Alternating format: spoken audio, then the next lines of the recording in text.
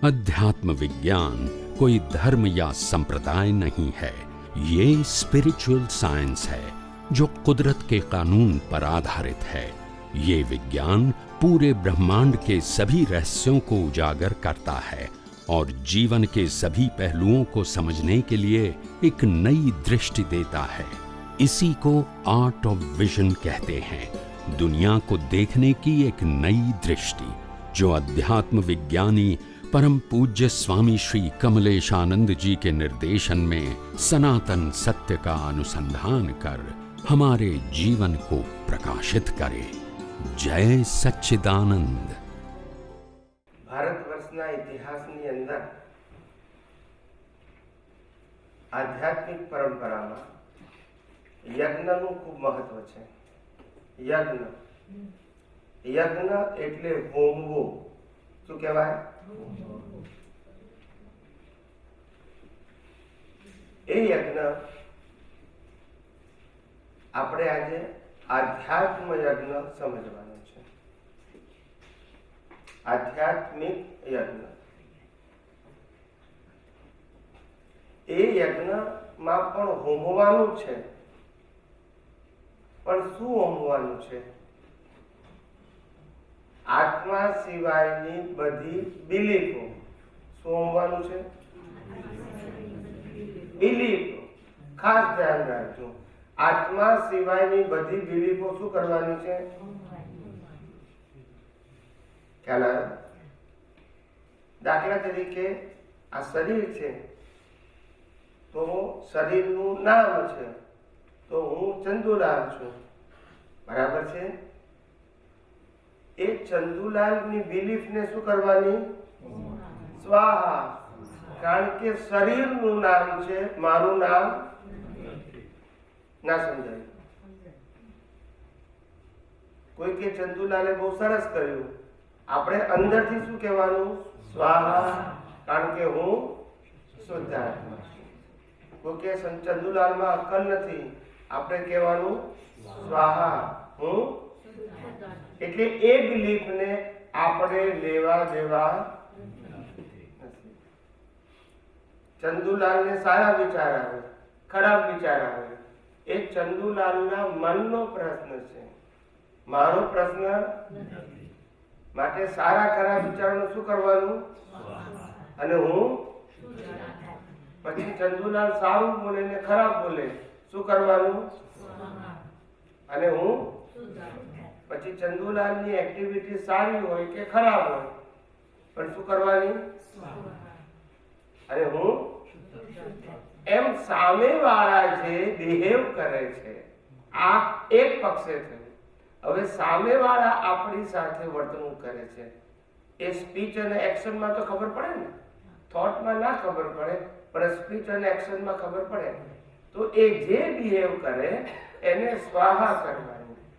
શું કરવાની?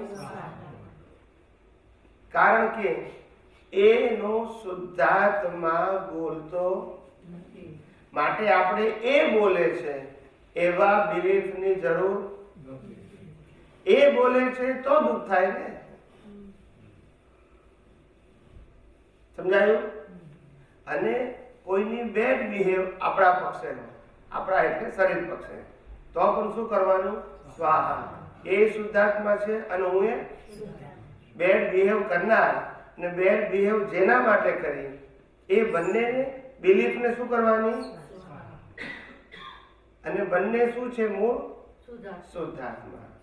અને બંનેની પ્રકૃતિ, જેને આપણે મન, વચન, કાયા કહીએ છીએ, એ બંનેની પ્રકૃતિ શું છે?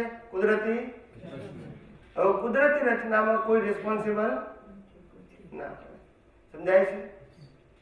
એટલે આ સ્વાહા કરવું એ અજ્ઞાનનો નાશ કરવાની પ્રોસેસ। શું કીધું?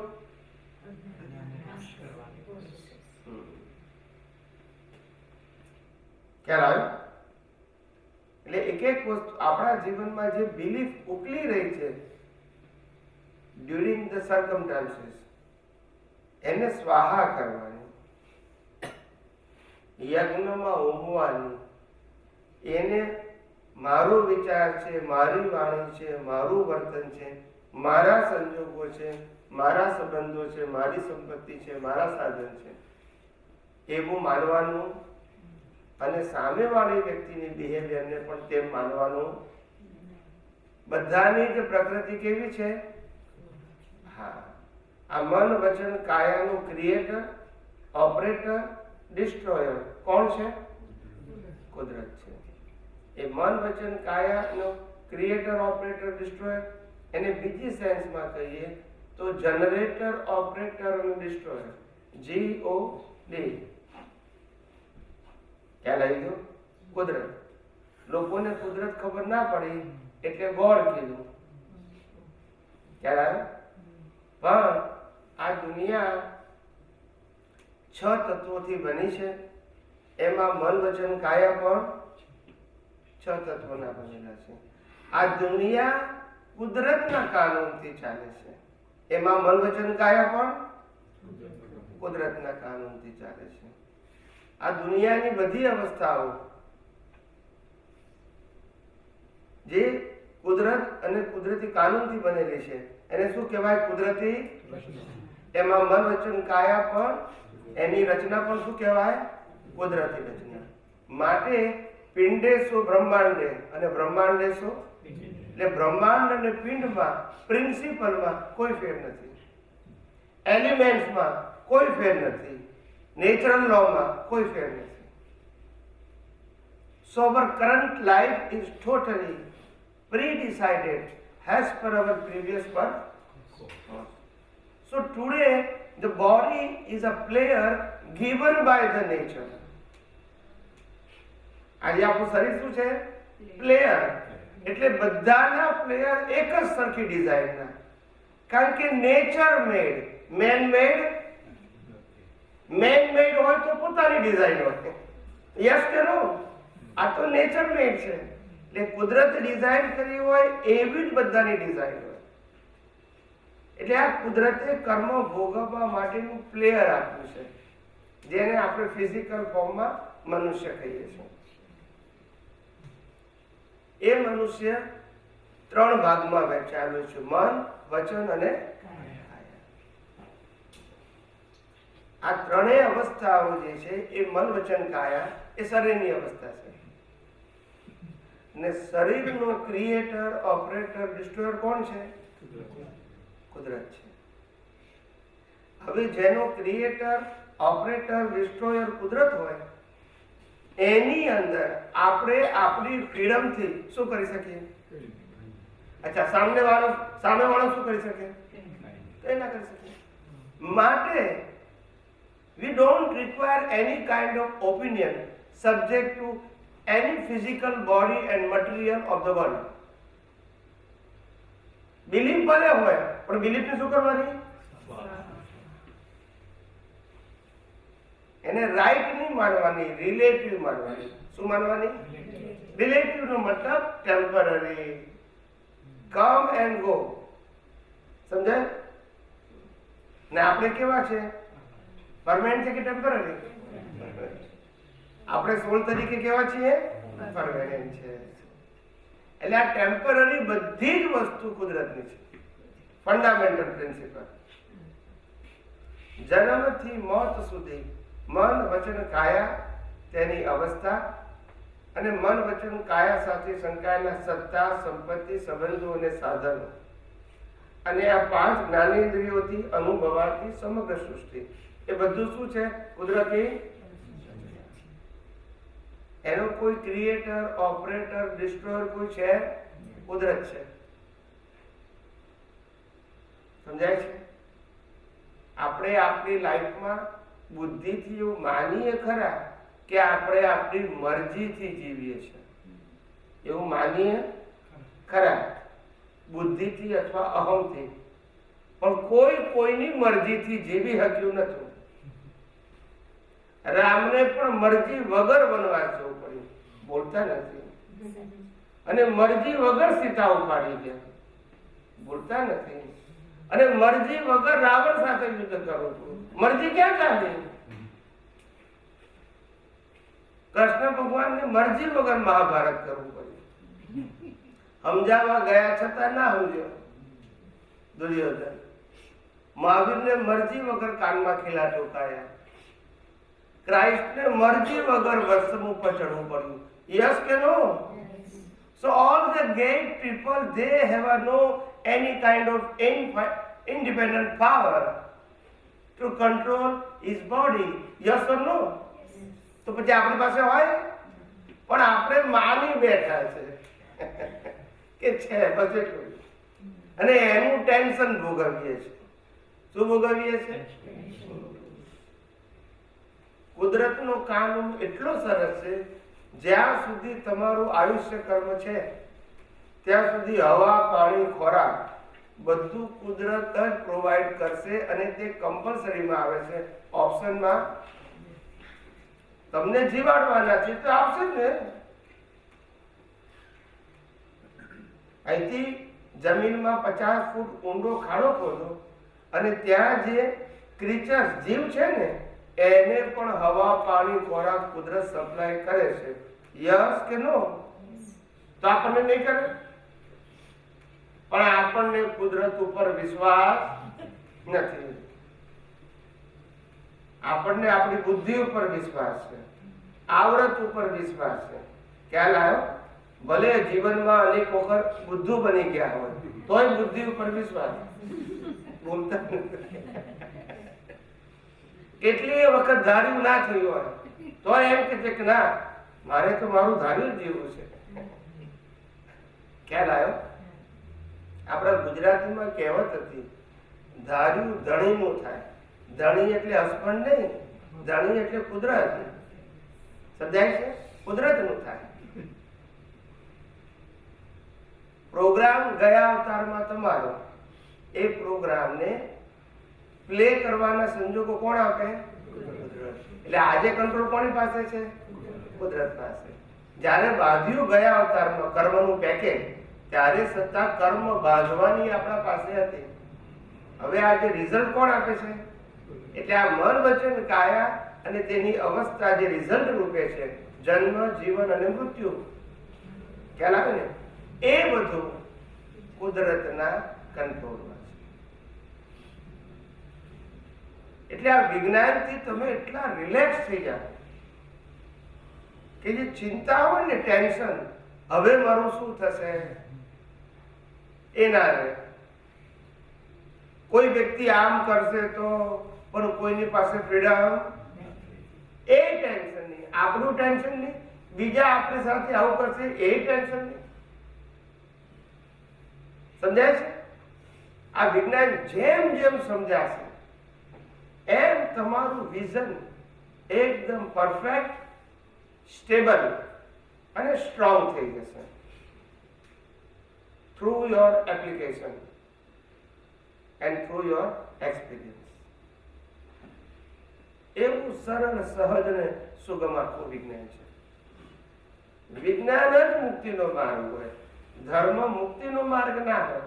ધર્મ પાપ, પુણ્ય અને પ્રાયશ્ચિતનો માર્ગ છે. મુક્તિનો માર્ગ નથી. વિજ્ઞાન મુક્તિનો માર્ગ છે. સમજાય? એટલે આધ્યાત્મ વિજ્ઞાન એ કોઈ વ્યક્તિનું વિજ્ઞાન નથી. એ વિજ્ઞાન કુદરતનું છે, જેનું બીજું નામ કહેવાય યુનિવર્સલ ટ્રુથ લો, જેનું ત્રીજું નામ કહેવાય લો ઓફ નેચર. આ વિજ્ઞાનનો કોઈ ક્રિએટર હોઈ શકે નહીં. અને કોઈ વ્યક્તિ કહે છે કે આ જ્ઞાન મારું છે, મેં ક્રિએટ કર્યું છે, તો પછી સનાતન સત્ય ના હોય. ખ્યાલ આવી ગયો? સનાતન સત્ય ના. અને સનાતન સત્ય હોય તો ક્રિએટર ના હોય. You can realise but not to create. અનુભવી શકો ખરા, પણ બનાવી શકો નહીં. સમજાય છે? એટલે હંમેશા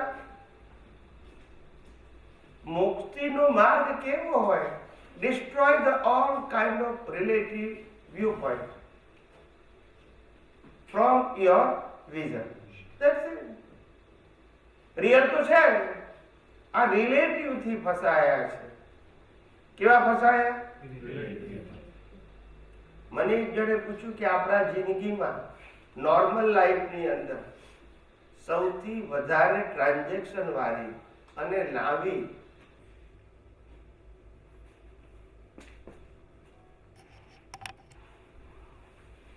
વીસ 22 વર્ષ સુધી એને વૈરાગ્ય રહ્યો, જૈન ધર્મમાં જન્મેલો. અને 2-3 વર્ષથી એને લાગ્યું કે હવે મારે લગ્ન કરવા છે. ભણ્યો, કોલેજ ભણી લીધું, પછી એ ફાધરના બિઝનેસ ઉપર જોઈન થઈ ગયો. એટલે એમ લાગે કે હવે મારે લગ્ન કરવા છે. એટલે એના મમ્મીને આશ્ચર્ય થયું કે આ 22 વર્ષ સુધી વૈરાગી જીવ હતો, દીક્ષા લેવાની વાત કરતો હતો, અને એકદમ એને આવું કેમ થયું? ખ્યાલ તે અમારા સત્સંગમાં એ બેન લઈને આવ્યા હતા એના મધર. તો મેં કીધું જો જેવા જેવા કર્મના હિસાબ હશે એવું થશે. શું કીધું? લગ્ન કરવું ના કરવું એ ચોઈસ નથી, એ કર્મના હિસાબ છે. શું છે? તમે લૌકિક ભાષામાં તમારી સમજણ મુજબ લગ્ન કરવું છે કે નથી કરવું તો પ્રયત્ન કરી શકો છો, જ્યાં સુધી રિઝલ્ટ આવ્યું નથી ત્યાં સુધી. પણ અંતે તો જે લઈને આવ્યા છો ફળ એ જ આવશે. તો એ છોકરો કે સ્વામીજી વાત તમારી સાચી છે. મારા મધર કહે છે કે મને 22 વર્ષ સુધી વૈરાગ્ય હતું, પણ આ 2-3 વર્ષથી જ આવું થયું છે. તે પછી મને કહે છે આમ તો મારી અંદર ખાની ઈચ્છા લગ્ન કરવાની નથી ઊંડે સુધી, પણ મોહનું વાતાવરણ ફરી વળે ને ડ્યુ ટુ ધ સર્કમસ્ટાન્સીસ, એના ઉદય કર્મ છે. વૈરાગ્ય તો તે ઉદય કર્મ ને મોહ ફરી વળે તે સંજોગો હોય દરેકને. એટલે મને કે કહેવા ફેરથી મને વૈરાગ્ય આવે એવું કઈ રીતે બને? મેં કીધું વૈરાગ્ય આવે કે ના આવે, તું પરણે કે ના પરણે એ ઇમ્પોર્ટન્ટ નથી, પણ વૈરાગ્ય કેમ આવે અને કેમ ના આવે એની રીત બતાવો. શું બતાવો? થશે તો કુદરતી રચના પ્રમાણે, કારણ કે કોઝની ઇફેક્ટ છે. મેં કહું તને માનો કે 25 વર્ષે પરણાવે અને તમે પતિ પત્ની 75 વર્ષ સુધી સાથે રહો છો, એટલે 25 થી 75 એટલે કેટલા વર્ષ? 50 વર્ષ સાથે રહેવાનો છો, બરાબર છે? ઇઝ અ ફોરકાસ્ટ ક્યાં લઈ ગયો? હવે તમને લગ્ન કરવાનું નક્કી કર્યા પછી 50 વર્ષની જે લાઈફની કેસેટ છે એ કોઈ તમને 3 કલાકમાં બતાવે તો તમે લગ્ન કરો? બોલતા કરો? ખ્યાલ આવ્યો? એ 50 વર્ષની મેરેજ લાઈફ 3 કલાકમાં જોતા આવડે તો વૈરાગ્ય છે, અને હપ્તે ભોગવો એ નામ લાઈફ. બોલતા નથી, સમજાય છે ને? જોવાનું જ નહીં, જે આવે ખરું એને નામ મેરેજ લાઈફ. વૈરાગ્યને બધું સમજાય બિફોર, એટલે લગ્ન નથી કરતા. લગ્ન કરવાનું નહીં કરવાનું બીજું કારણ નથી. નાની ઉંમરે જૈન ધર્મમાં તો દીક્ષા લે છે. હમણાં જ એક છોકરી ચાર્ટર્ડ એકાઉન્ટન્ટ 1 થી 10 નંબરમાં આવી બોર્ડમાં, ભારતની અંદર, ઇન્ડિયામાં સીએ થયેલી છોકરી, જૈન ધર્મની, દીક્ષા લઈ લીધી, લોસ કરી નાખ્યો, આખું નિષ્ઠ કરવું હતું. અબજોપતિની છોકરી, વિચાર કરો. વચ્ચે એક ડાયમંડના વેપારીનો છોકરો હતો જે ક્યારે પગે ચાલીને ગયો નથી, એને દીક્ષા લીધી. અબજોપતિનો એકનો એક છોકરો. વૈરાગ્ય એટલે આપણનો ઉદય કર્મ છે, પણ ઉદય કર્મને કેમ આવું વૈરાગ્ય રહેશે? કારણ કે એને આ જગત છે ને બોજા રૂપ અને બંધન રૂપ સમજાઈ જાય છે, એટલે પડતો નથી. ના સમજાય? કોને પૂછવું છે બીજાને? હા બોલો પ્લીઝ. જય સચિદાનંદ. જય સચિદાનંદ. શરૂઆતમાં તમે જે વાત કરી કે સ્વાહા હું શુદ્ધાત્મા, એ જ્ઞાન થયા પછી આ થઈ શકે? આપણને આ વિજ્ઞાન સમજાય પછી થઈ શકે. બરોબર. વિજ્ઞાનમાં દેહ અને આત્મા છૂટા છે, આત્મા એ મારું સ્વરૂપ છે, આત્માના ગુણો એ મારા ગુણ છે અને તે કાયમી છે. શરીર એનો બનાવનાર, ચલાવનાર, અંત લાવનાર કુદરત છે, માટે એનાથી છૂટા રહી શકીએ એમ છે આ દ્રષ્ટિ મળ્યા પછી. પણ પેલી એટલે કે અજ્ઞાન દશા જ્યારે હતી અને ત્યારે અજ્ઞાન દશામાં જે કાંઈ રોંગ જિંદગીમાં જે થઈ ગયું એનું શું? કશું નહીં, આવશે રિઝલ્ટ. ના, પણ એ નેક્સ્ટ જન્મમાં પછી કેરી ફોરવર્ડ થાય તો એના માટેનું સોલ્યુશન શું? કશું નહીં કરવાનું, કઈ નહીં કરવાનું. અત્યારે જાગૃત રહો બસ. હા, અત્યારે જાગૃત બસ એટલું પૂરતું છે. એટલું પૂરતું છે. ભૂતકાળમાં જવા જશો તો હેડેક થઈ જશે. Don't see past and future, live in a present all the time. That is the status of experienced જ્ઞાની પુરુષ. ભૂતકાળને તો જ્યોતિષીઓ ના યાદ રાખે, કુદરતે ભૂલી ગઈ છે એના ચોપડામાંથી, બોલતા નથી.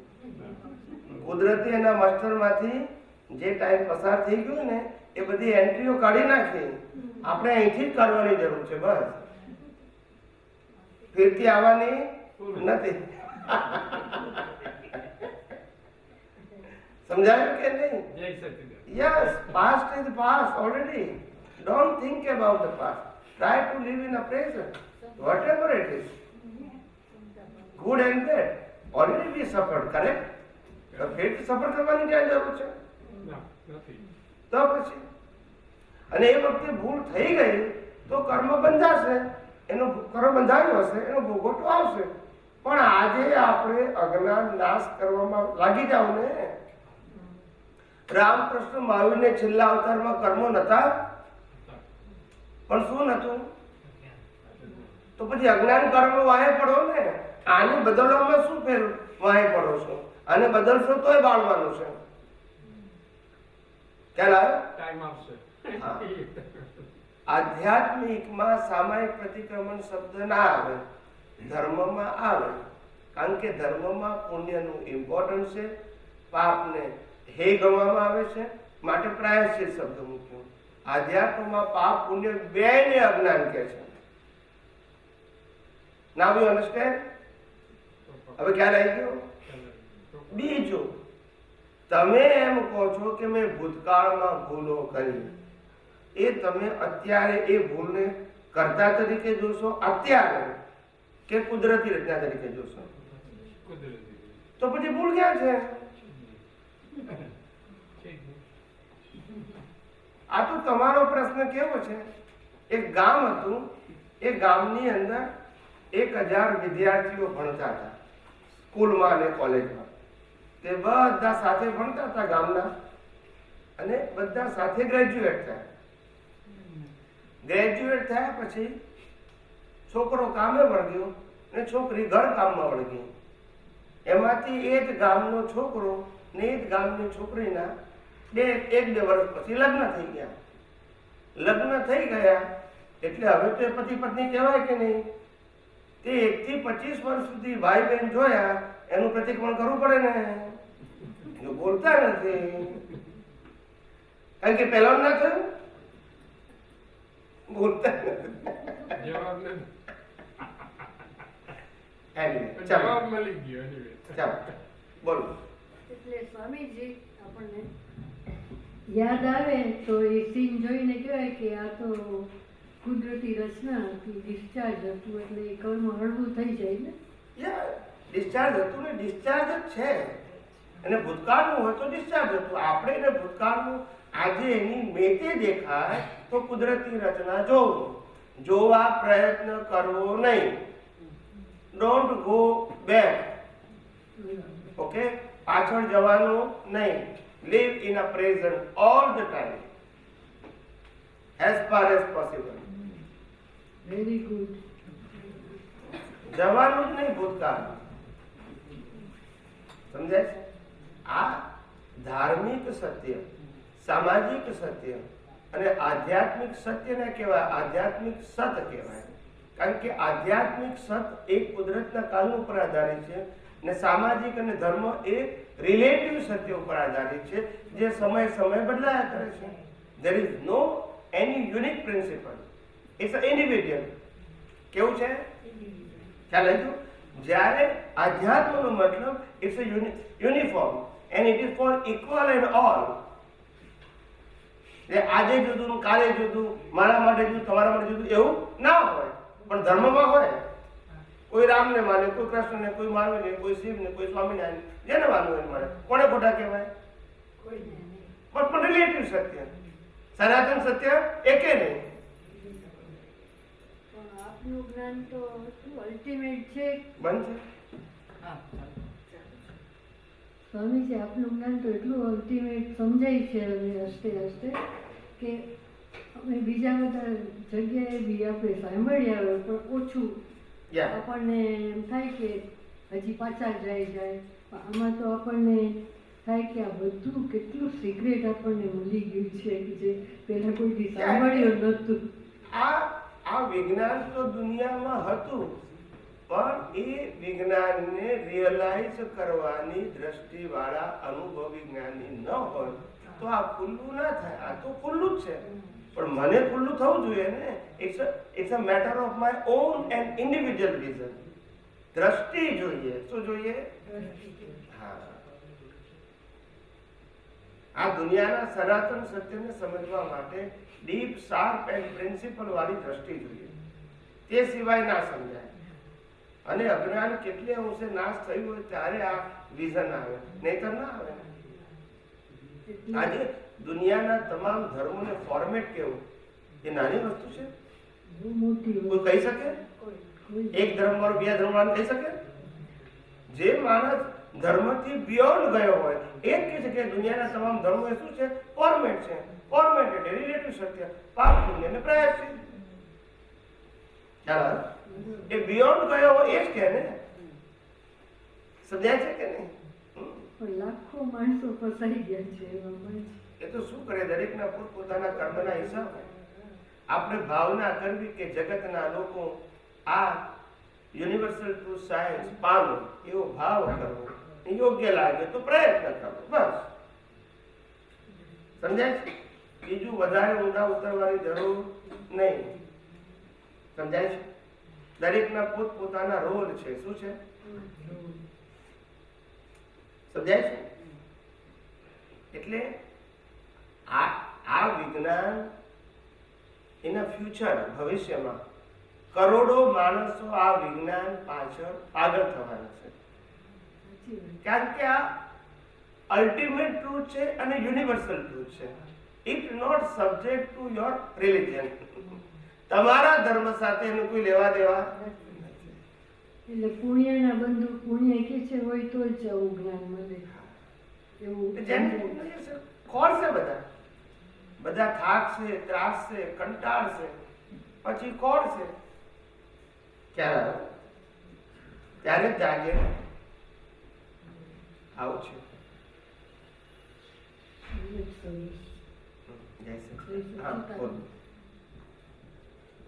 જય સચિદાનંદ સ્વામીજી. આ દાદાશ્રીનું આપતસૂત્ર છે 2722. 2722. પહેલાં તો સમજાય છે પણ આખું વાંચું છું. વ્યવસ્થિતની પ્રેરણાથી પૂતગલ કરતા બને છે. આમ દેખીતી રીતે પૂતગલ કરતા લાગે પણ તે વ્યવસ્થિતના એવિડન્સ છે અને તેમાંય આત્માની હાજરી હોય તો જ બને એ સમજાય.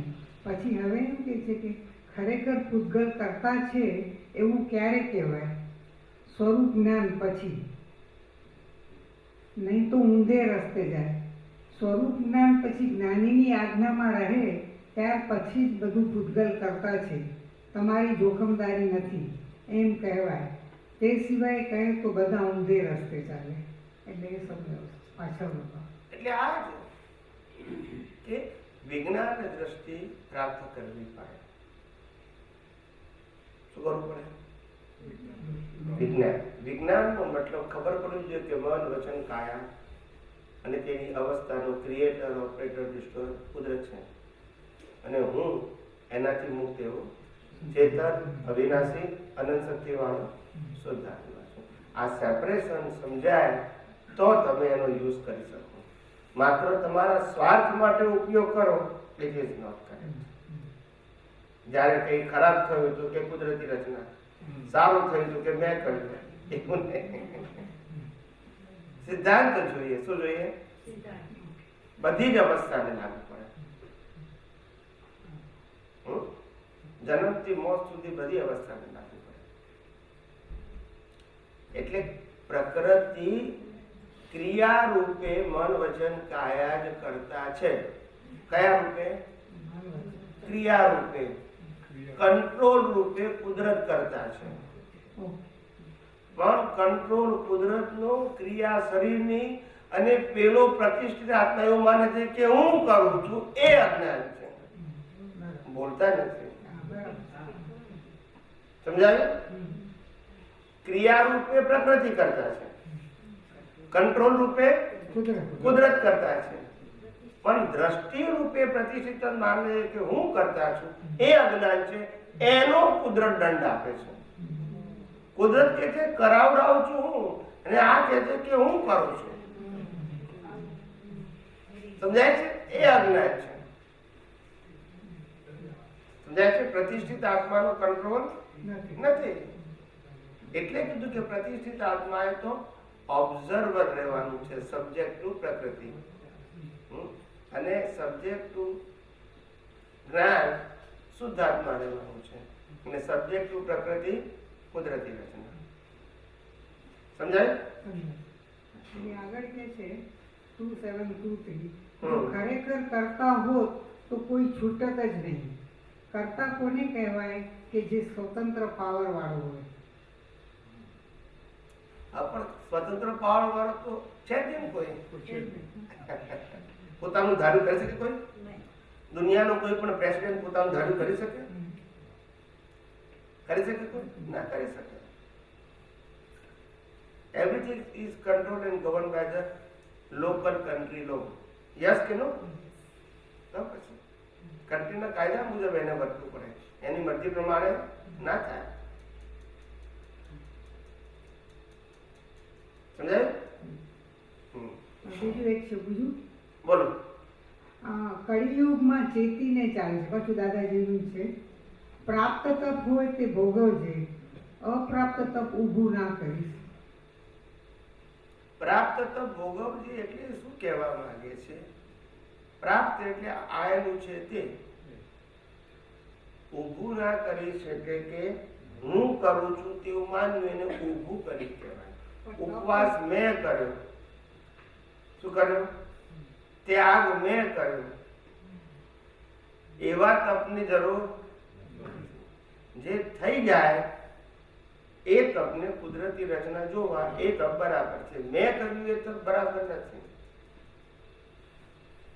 અપ્રાપ્ત તપ એટલે અપ્રાપ્ત તપ એટલે આ જ.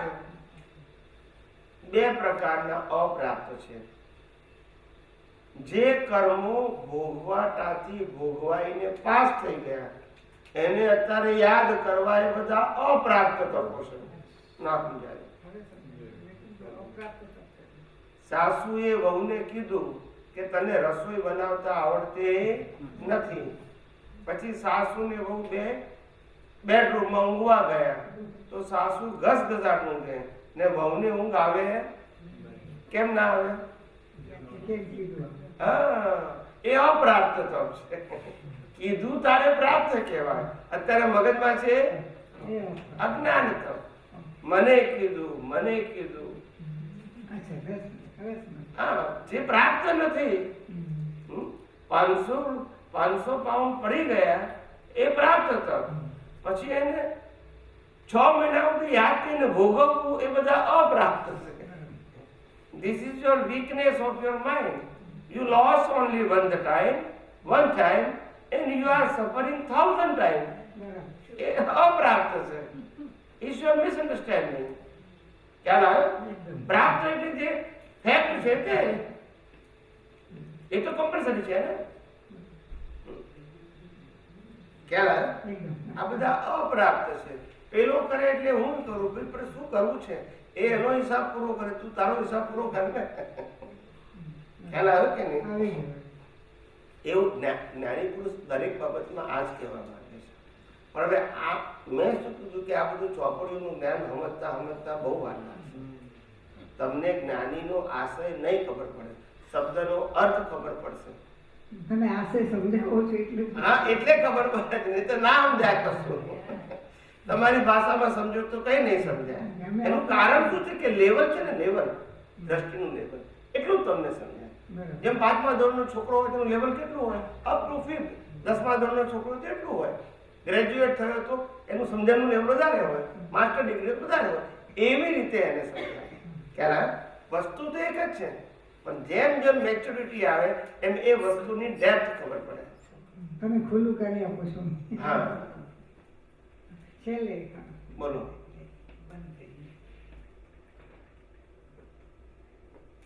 અંદર જેવા પરમાણુ હોય તેવું જ દેખાય.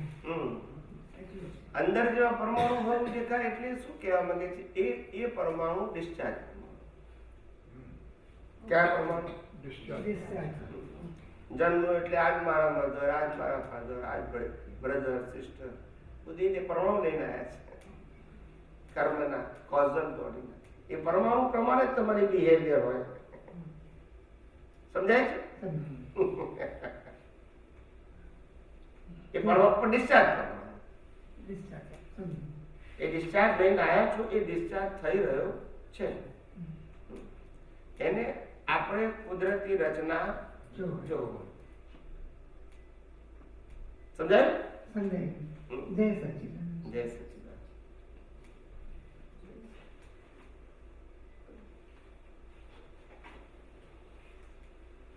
ઘણી વાર ફિલ્મનો દાખલો કાંઈક તમે આપતા હશો ને કે જૂનું આ લાઈફ છે એ એક કન્ટિન્યુઅસ એક ફિલ્મ જ છે, એ થોડુંક વધારે આજે સમજાવશો?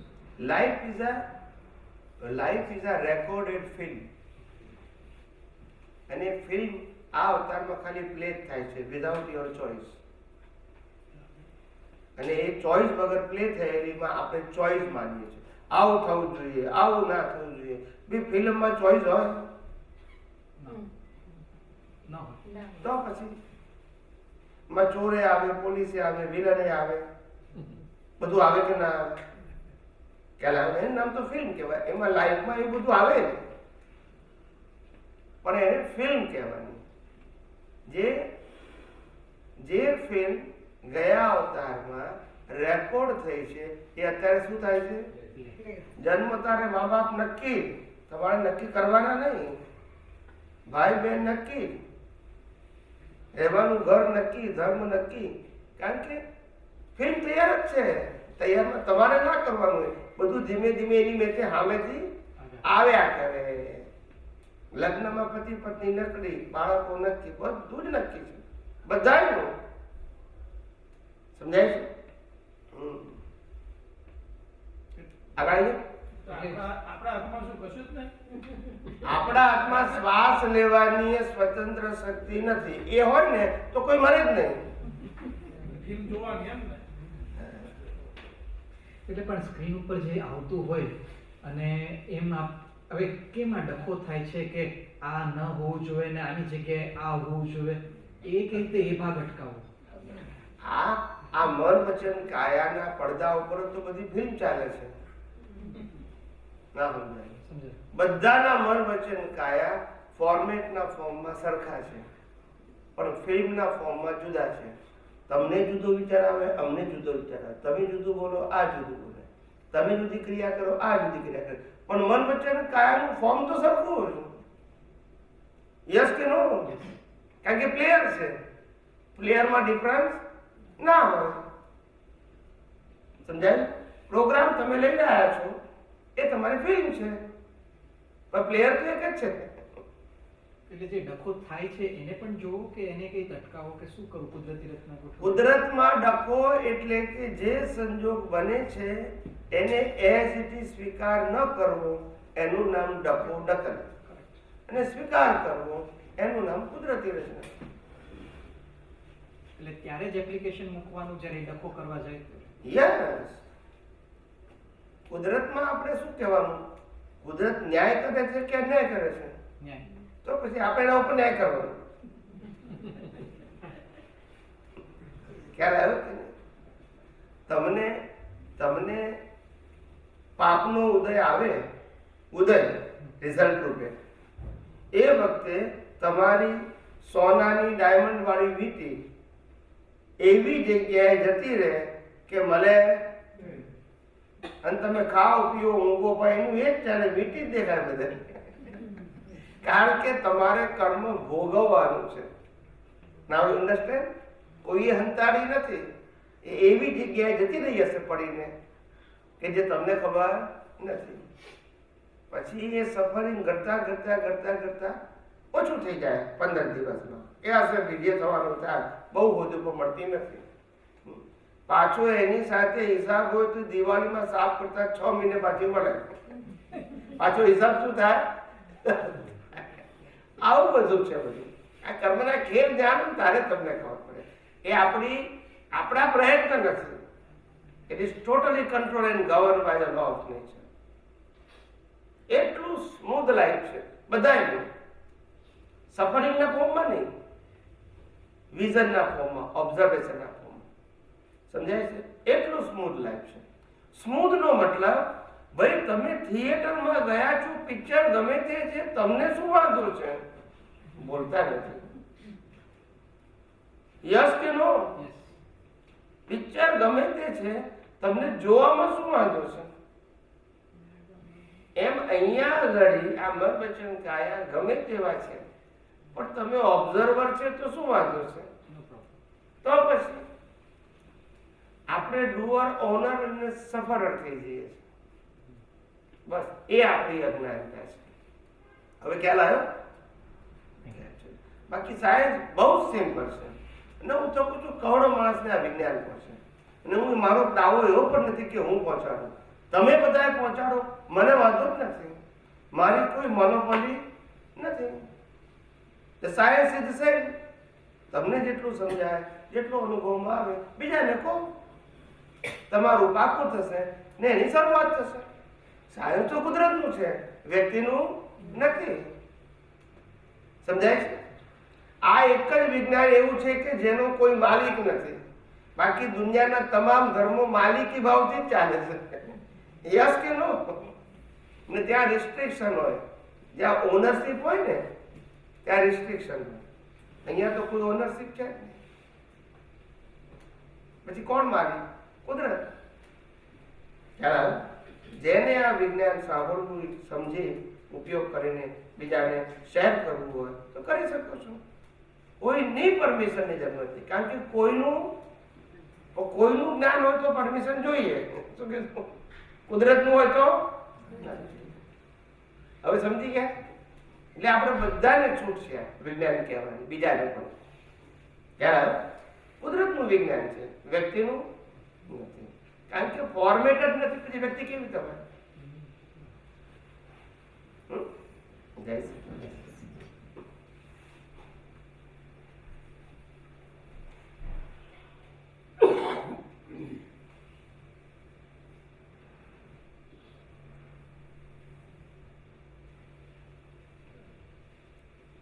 બોલો. છેલ્લા દિવસનો થોડો સમય બાકી છે, 5-10 મિનિટ.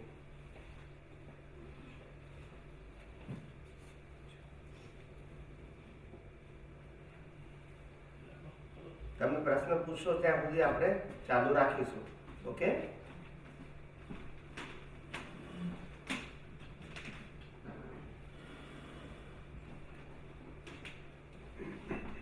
સ્વામીજી, આપણને ક્ષમા કરજો, હું બીજી વસ્તુ પૂછું છું.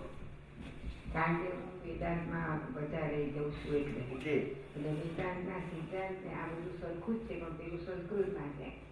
પણ વસ્તુ એવી છે કે એમાં એવું માને છે કે જે જ્ઞાની હોય છે એને જ્ઞાન થઈ ગયું હોય એટલે એના સંચિત કર્મો બધા ભસ્મ થઈ જાય છે. અને એનું જે આ જન્મના કર્મ હોય એમાં જે પાપ એના હોય, શંકરાચાર્ય એવું લખેલું છે તત્વબોધમાં, એના જે પાપ હોય તે એના વિશે જે નિંદા અને અયોગ્ય રીતે એને કરે એને ભગવાન એને પાસે ભોગવડાવે છે. અને એના જે પુણ્ય કર્મ હોય છે તે એના જે ફોલોઅર હોય છે એને એનું સારું ફળ એને આપે છે. કુદરત એ રીતનું અંદર લખેલું છે. એટલે આપની એમાં શું માન્યતા છે કે જ્ઞાનીના કે સંચિત કર્મ રહેતા જ નથી. એટલે આ પછી જ્યારે પૂછ્યું ને કે પૂર્વે કરેલા અમારા જ્ઞાન પહેલાં અમે જે બધું કર્યું હોય એટલે તે ઘડીએ જ્ઞાન ના હોય એટલે મેં કર્યું એવું થાય. અને આપે જેવું કહ્યું કે તમારે ભૂતકાળને ભૂલી જવાનું છે. એટલે ભૂતકાળને તમે જેટલી વાર રિપીટ કરો એટલી વાર તમે કરતા પાછા બનો ને એટલે એ તમે કર્યું થયું ને એટલે એ રિપીટ થયું ને. એટલે આપણે જે કહું કે ભૂતકાળમાં ખોવાઈ નહીં જવાનું, ભૂતને ભૂલી જાઓ, પ્રેઝન્ટમાં રહો, એ વસ્તુ એક્ઝેક્ટ એવી એ પણ કહે છે. એટલે આપને એમાં શું ઓપિનિયન છે? સંચિત કર્મની વ્યાખ્યા શું છે? સંચિત કર્મની વ્યાખ્યામાં એવું કે આપણા અનાદિકાળથી આ આત્માના શરીરધારી થઈ જાય કોઈ પણ યોનિમાં આપણે આયા કરતા રહીએ અનંત આપણે તો અમર છે. આ અવતારમાં મારે સંચિત કર્મને સમજવું હોય તો આ અવતારમાં સંચિત કર્મની વ્યાખ્યા શું કહી શકું? પૂર્વે કરેલા જે બધા કર્મો હોય કે જે અનેક જન્મોથી ભેગા થયેલા હોય, ઢગલો કર્મ હોય, સારા ખોટા બધા જ. અને એ લોકોની માન્યતા પ્રમાણે એવું હોય છે કે જ્યારે પાપ અને પુણ્ય જ્યારે ઇક્વલ થાય ત્યારે આપણને ભગવાન મનુષ્યોની આપે છે. અને તે આપણને તમારામાં કર્મ કરીને તમને મોક્ષ માટે જ આપણને મનુષ્યનો અવતાર ભગવાને આપ્યો હોય છે કે હવે પણ તમે સમજો ને મારી પાસે મુક્ત થઈ જાઓ એમ. પણ આપણે સમજતા નથી અને બોથું ખાઈએ છીએ અને પાછા સંસારમાં ચબડોળે ચડીએ છીએ. એટલે એ રીતે નથી 15મા અધ્યાયમાં કહેવામાં છે ને એ રીતે ઉદ્ધવ મુરદસા એટલે એ દ્રષ્ટિએ હું આપને પૂછું છું કે સંચિત કર્મ. હવે હું તમને સંચિત કર્મની વાત સમજાવી દઉં. સંચિત કર્મ એટલે કે જે કર્મો ગયા અવતારમાં બાંધીને રહ્યા છે એને સંચિત કર્મ કહેવાય. શું કહેવાય?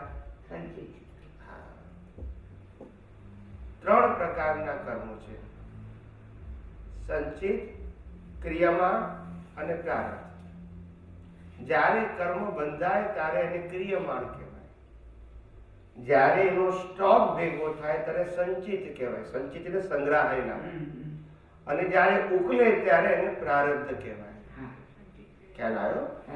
એટલે સંચિત કર્મ ના હોય તો પછી લાઈફ કેવી રીતે હોય? કોઈની પણ XYZ ની આપણે ટાઇટલની જરૂર નથી, સિદ્ધાંતની જરૂર છે. સંચિત કર્મો 0 થઈ જાય તો પછી લાઈફ કેવી રીતે હોય? પ્રારબ્ધ ઉપર હોય ને. પણ સંચિતનું રિઝલ્ટ જ પ્રારબ્ધ કહેવાય છે. એ 3rd સ્ટેપ છે. અહીંયા કર્મ બાંધ્યા, અહીંયા સ્ટોક, અહીંયા ઉગલ્યા. આ સાયકલ છે. એમાં એકે વસ્તુ ના હોય નહીં. એટલે સાયકલ. પાછું આ ઉગલે, પાછા નવા બાંધશો, પાછું સ્ટોક થશે, પાછો જન્મ, પાછું સ્ટોક થશે, બાંધશો, સ્ટોક થશે, જન્મ. એમાં એક વસ્તુ ના હોય એવું તો બને જ નહીં. જ્યાં સુધી ક્રિયમાણ કર્મ છે ત્યાં સુધી સંચિત અને પ્રારબ્ધ કમ્પલસરી છે. કારણ કે નેક્સ્ટ સ્ટેપ છે. શું છે? સમજાય છે? સિદ્ધાંતથી સમજવું હોય તો આ છે. ખ્યાલ આવી?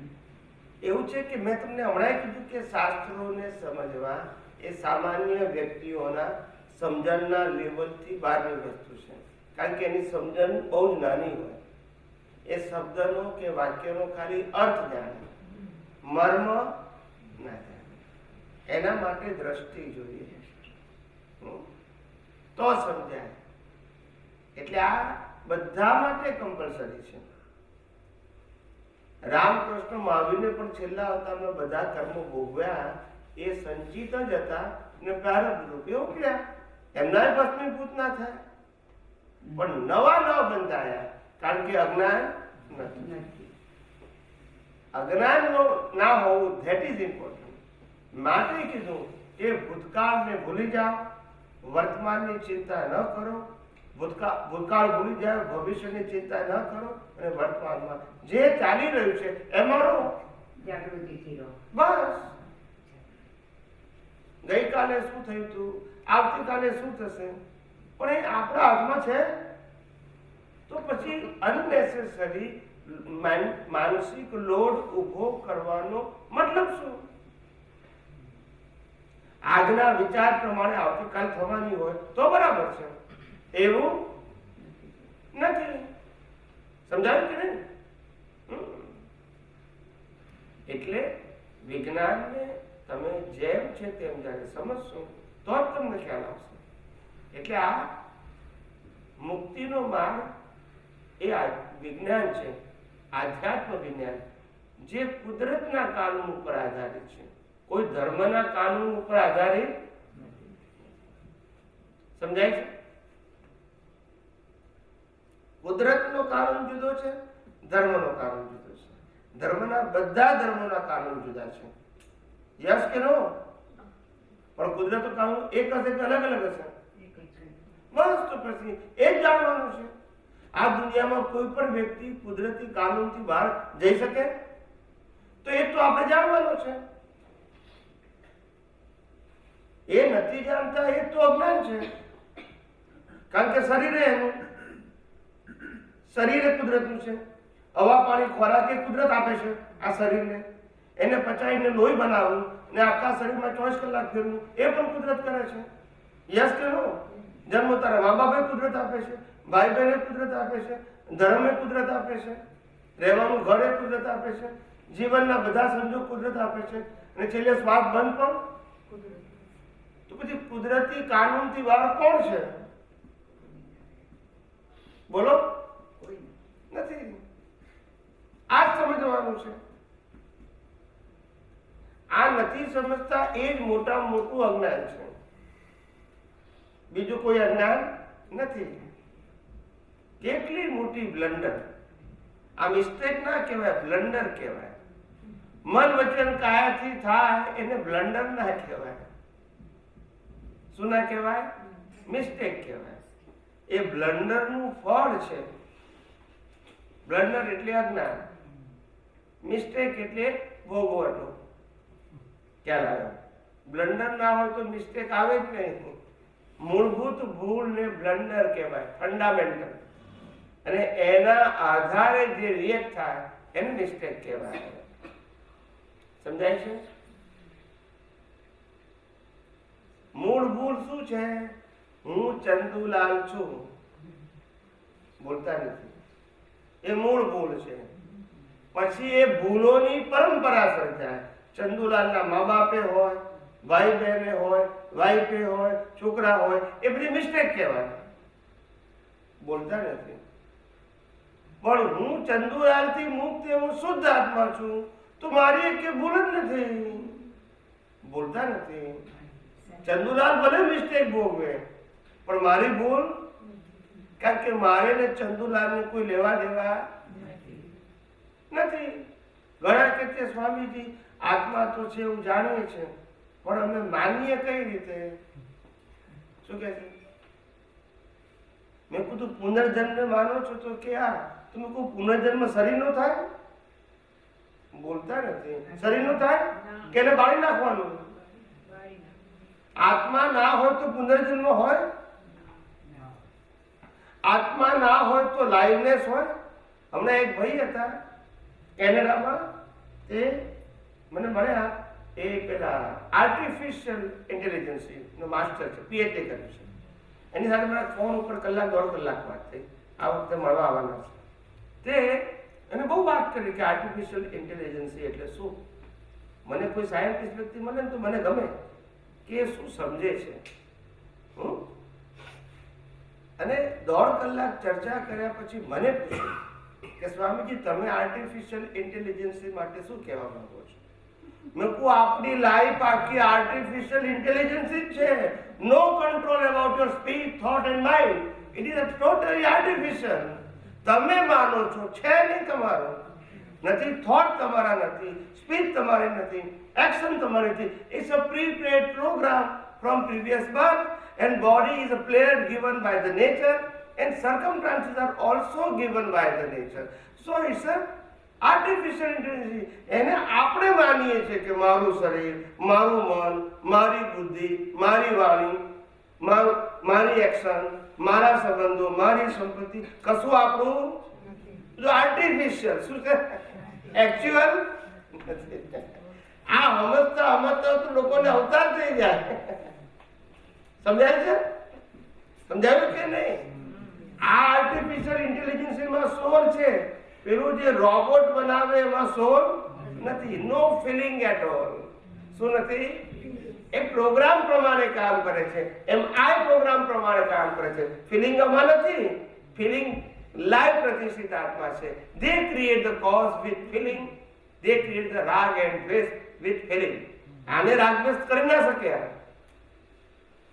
આ તો પ્રોગ્રામ પ્રમાણે પ્લે કરે છે. આ રાગ દ્વેષ કરી શકે નહીં. મન વચન કાયાથી કર્મ બંધાય જ નહીં. કર્મ ભાવથી બંધાય છે.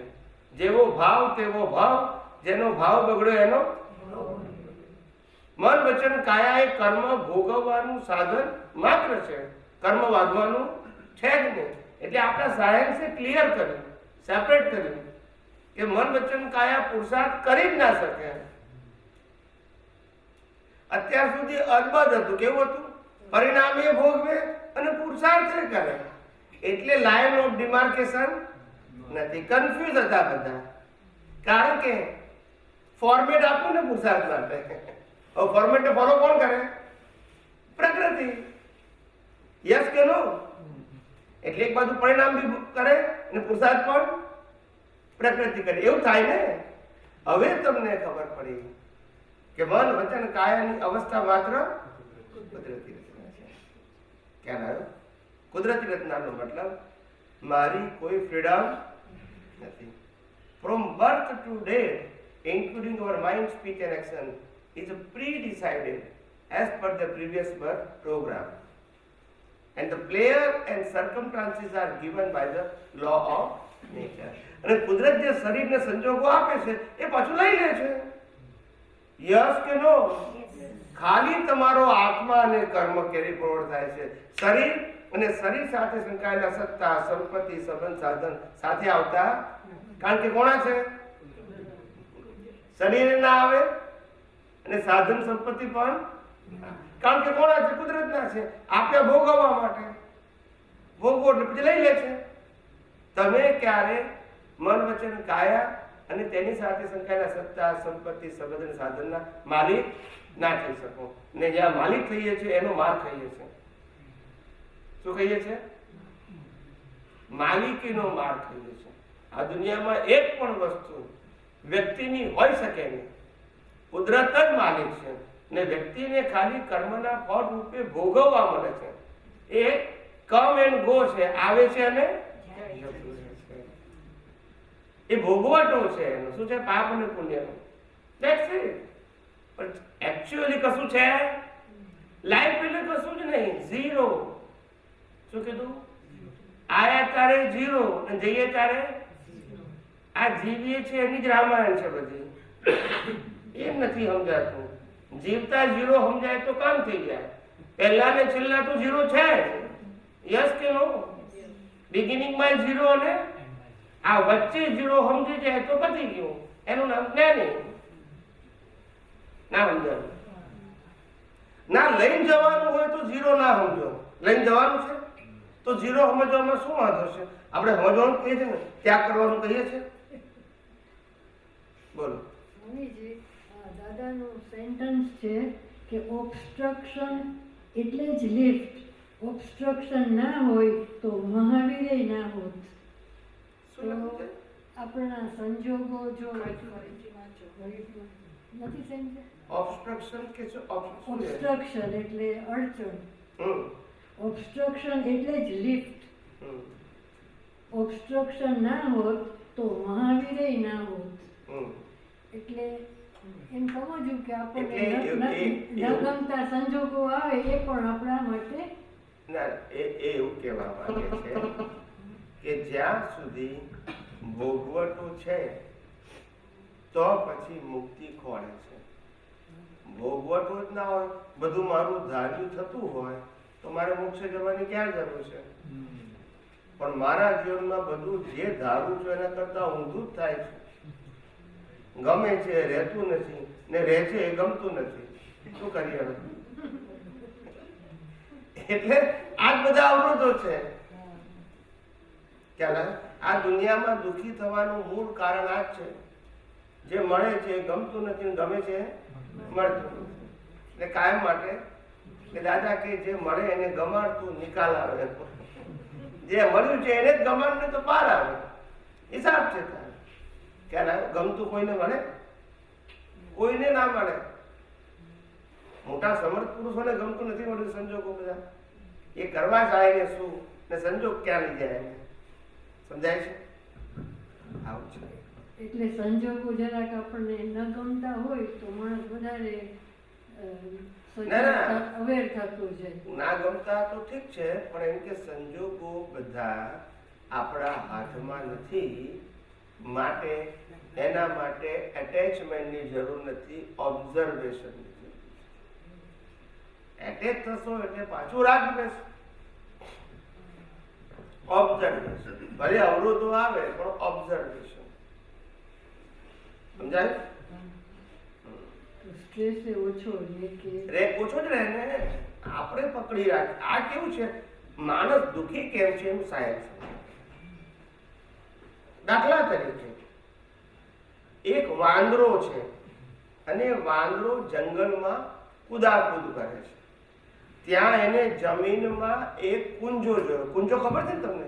કુંજાનું મોઢું નાનું હોય અને પછી પેટ હોય અને પછી નીચે નાનું હોય, વચ્ચે મોટો ભાગ હોય અને ઉપર ભાગ નાનો હોય. તે વાંદરાએ કૂદતા કૂદતા કુંજો જોયો અને કુંજાની અંદર કુંજો 1 ફૂટ ઊંડો હતો. એની અંદર ચણા જોયા. શું જોયા? ચણા. એ વાંદરાને તો બહુ ભાવે. એ વાંદરાએ તો મુઠ્ઠી નાખી પણ આ ગયો, કારણ કે કાણું કેવું હતું એટલે પછી હાથ સીધો કરીને નાખ્યો. શું કર્યું? ને ચણા શું કર્યા? પછી નીકળતું એટલે બહુ બચારાએ જોર કર્યું પણ નીકળે નહીં. એટલે વાંદરો એની પાસે બીજા વાંદરાને કહે છે, મને કોઈએ પકડ્યો છે, મને કોઈએ પકડ્યો છે. ના સમજાયું? ચાલ. તે પછી એક બુઝુર્ગ વાંદરો હતો, એને પૂછ્યું કે તે શું કર્યું મને કે. એટલે એને આખી સિસ્ટમ કીધી. એટલે એ સમજી ગયો. એક કામ કર, તે ચણા લીધા છે ને એ છોડી દે અને આ સીધો કર તો નીકળી જશે. નીકળી ગયો. હવે ચણા એને પકડ્યા છે અને એ કહે છે મને કોઈએ પકડ્યો છે. એમ આપણે આ સંસારની માયા આપણે પકડી છે, આપણે શું કહ્યું છે? લોકોએ મને પકડ્યો છે. સમજાયું? આપણે પકડી રાખ્યું છે. સમજાય છે? સંજોગો તો છૂટવા માટે આવે છે, પણ આપણા મગજમાંથી આપણે કાઢતા. સારું એક્ઝામ્પલ દીધું સ્વામી. થઈ ગયો ટાઈમ? ચલો ચલો પ્રાર્થના કરી દઈએ. ચલો.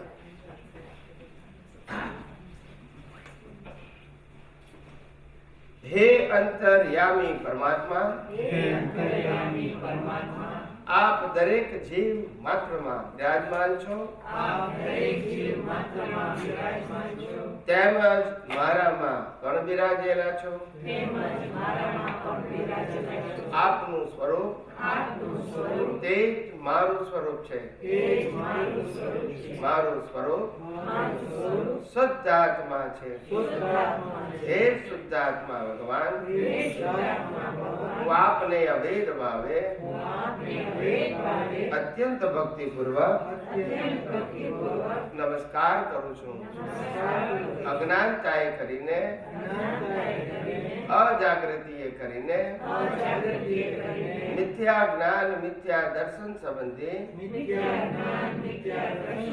દ્રષ્ટિથી જે કંઈ પણ દોષો થયા છે અને થાય છે તે સર્વ દોષોને આપની સમક્ષ જાહેર કરું છું.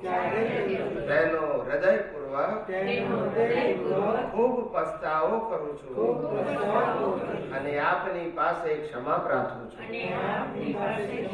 હે પ્રભુ, મને ક્ષમા કરો, ક્ષમા કરો, ક્ષમા કરો. અને ફરી ફરી આવા દ્રષ્ટિ સંબંધી દોષો ક્યારે પણ ન કરું, એવી આપ મને શક્તિ આપો. હે